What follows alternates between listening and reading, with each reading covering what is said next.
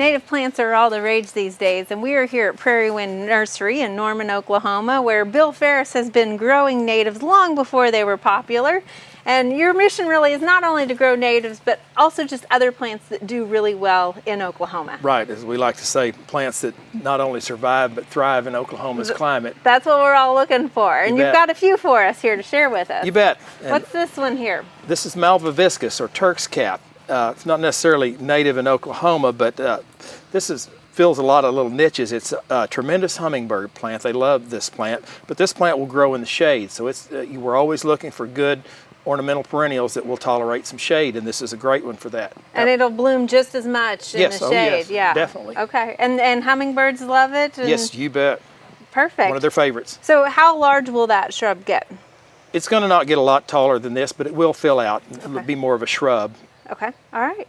And then what do we have here? A couple of ground covers next to us. Right, and this is a Carricks called Little Midge, and we're going to use this in place of monkey grass as a shade ground cover. It's got some very intricate, delicate looking foliage and something that's got a little bit more interest than your regular old monkey grass. Yeah, I love the texture of that. Yes, the bright green. Very nice, very nice. I bet it looks great in a mass too.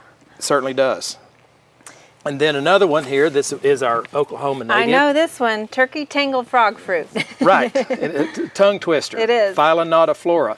And you can see the little pineapple flowers there. But of course this has been growing in a pot in the greenhouse, so it's not quite as dense as it would be as a ground cover application outside.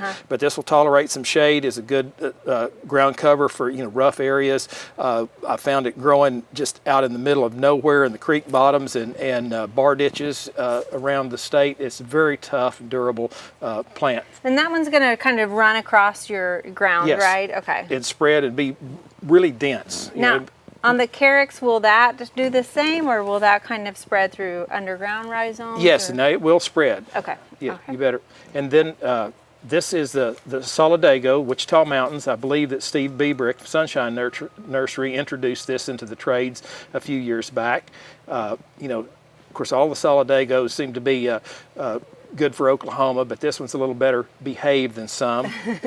So if you don't want something that's going to be a problem and take over, this is a good selection for you here. And then this one, we don't want to touch it too much. It's a little prickly, but yes, has a beautiful flower on it. The prickly poppy, beautiful poppy type flower, excellent nectar source for the insects, bees, pollinators of all sorts. Very interesting foliage.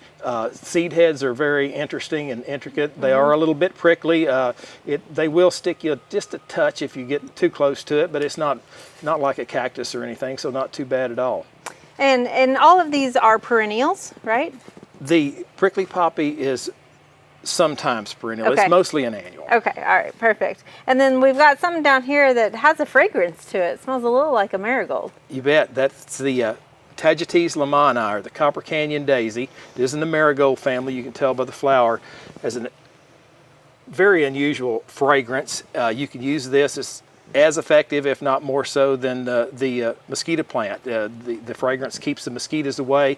Don't rub it on your skin, just rub it on your clothing. Okay. You'll smell good and the mosquitoes will leave you alone. Well, great. And it has this gold copper color to it? Yes, and it blooms in the fall.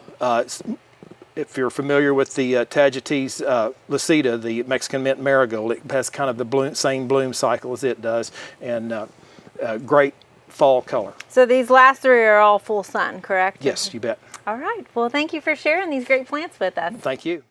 We hope you enjoyed this video. It's part of our Oklahoma Gardening YouTube channel. You can also find even more videos on our OK Gardening Classics YouTube channel.